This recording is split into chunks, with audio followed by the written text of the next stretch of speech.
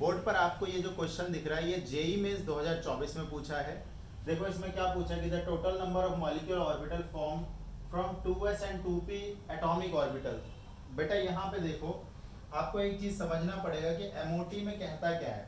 क्या एमओटी में ये होता है कि जैसे एटॉमिक ऑर्बिटल कंबाइन करते हैं ना तो मॉलिक्यूलर ऑर्बिटल्स बनते हैं। तो यहाँ पे कितने एटॉमिक ऑर्बिटल कंबाइन हो रहे हैं? तो दो।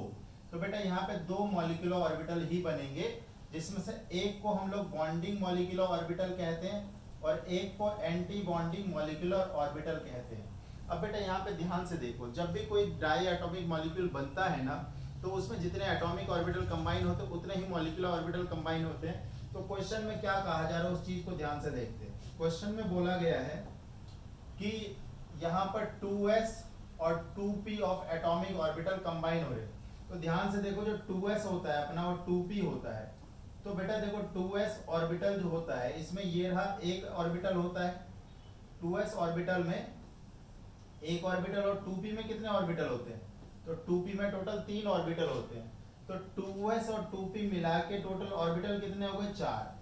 तो 4 एटॉमिक ऑर्बिटल जब कंबाइन करेंगे ना तो 4 एटॉमिक ऑर्बिटल एक एटम का और 4 एटॉमिक ऑर्बिटल दूसरे एटम का, तो टोटल 8 मॉलिक्यूलर ऑर्बिटल बनेंगे।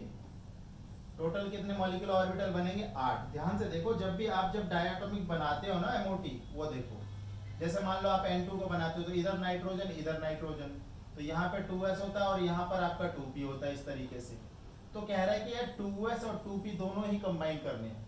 तो 2s यहाँ से और 2p यहाँ से और 2s यहाँ से, तो 4 ऑर्बिटल तो इधर से होगा, 4 इधर से होंगे, तो 8 बनेंगे ना। 8 में से बेटा जो 4 जो होंगे वो होंगे BMO बॉन्डिंग मॉलिक्यूलर ऑर्बिटल, और 4 कौन से होंगे? ये होंगे ABMO anti bonding molecular orbital.